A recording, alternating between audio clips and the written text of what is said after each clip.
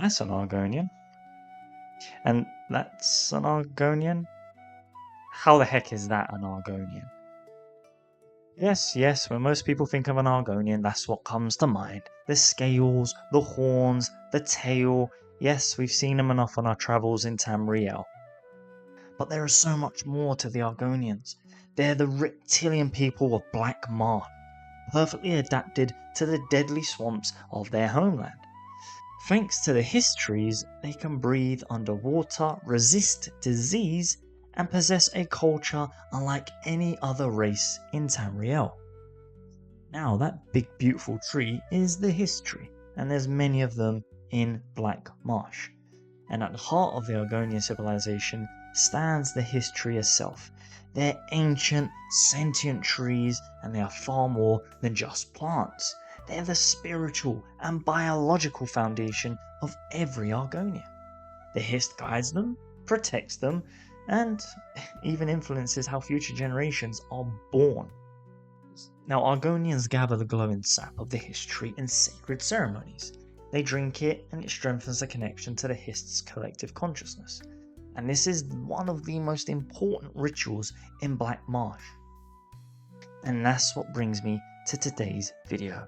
The different types of Argonians that most Elder Scrolls fans don't even know about. Welcome. Unlike humans or elves, Argonians hatch eggs. These eggs are incubated close to pools of Hist sap, allowing Hist to influence each hatchling long before they're born. Now we come to the first type of Argonian, the first of the ones that are not known to many people, and we start with the Agaseth. Now, one of the strangest Argonian tribes is the Agaseth.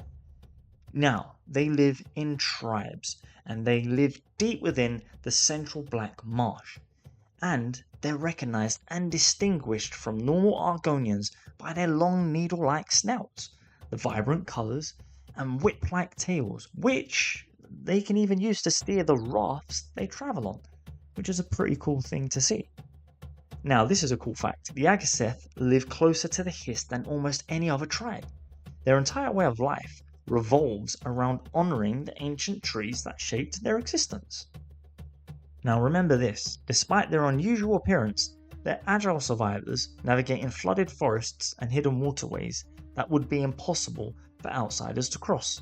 Hence why the Agaseths are very isolated within their own tribes. They are not open to outsiders and they don't mix with others, really. Now we come to the Argonian Behemoth, something I didn't even know could have a chance of existing in Tamriel. Towering over ordinary Argonians, these enormous creatures possess immense strength and can unleash streams of corrosive sludge capable of dissolving their enemies. I mean, you couldn't ask for something more interesting than that to jump into your day. And they are incredibly dangerous. A fully grown behemoth is one of the most dangerous, if not the most dangerous creature in Black Marsh, and few predators can challenge one once it enters a battle. They go into an absolute berserker rage similar to orcs. Now, some behemoths can display rare crimson scales, making them even more intimidating, and they worship Mehrunes Dagon. That's right, behemoth Argonians that worship one of the Daedric princes reflects off their body in terms of colour and pattern. And these colossal warriors may be strong, remain connected to Argonian tradition, paying respect to ancient shrines and the Hist that created them. They are very simple behemoths. They can communicate, but form very rudimentary sentences. Now let me paint you a pretty little picture. Imagine wandering into an ancient ruin, only to discover one of these giants lurking in the darkness. It's the sort of encounter few adventurers would survive, let's be honest. And lastly, there is another variant of the Argonian behemoth, believe it or not, and this very rare variant possesses brightly coloured feather-like crests, giving them an even more prehistoric appearance whilst retaining the same overwhelming strength. Now, long before Argonians dominated Black Marsh, there were small reptiles like these ancestor lizards that roam the swamps. Many scholars believe creatures like this may represent the distant evolutionary origins of the Argonian race. Now that is something amazes me. And crazy enough, some of these reptiles are even kept as pets throughout Tamriel, prized for their calm nature and, well, unusual appearance. Even these humble creatures seem drawn towards the histories, living amongst the roots and swamps that have supported life in Black Marsh for countless ages. Now we come to the Naga, are among the fiercest Argonian tribes ever recorded, standing up to 8 feet tall. Yes, 8 feet tall. They're instantly recognized by their enormous mouths filled with dripping needle-like teeth. They're built for war, and they're feared even by other Argonians.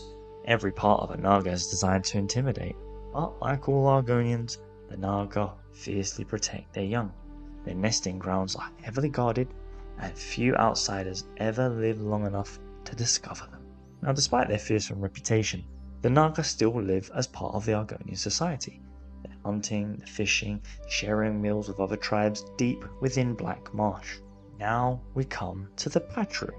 They are one of the rarest Argonian tribes. Unlike the tall, slender Argonians most people recognize, these swamp dwellers. They're short, broad, and remarkably toad-like, and they are perfectly adapted to the life in the deepest marshes. The Paatru rarely interact with outsiders, living in isolated villages hidden within the most dense swamps where few travelers ever venture.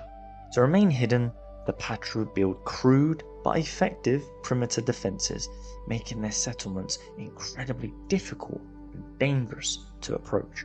But the Paatru, like every other Argonian tribe, the Paatru maintain a sacred connection with the Hist through ceremonial rituals involving its glowing sap, like the other Argonians.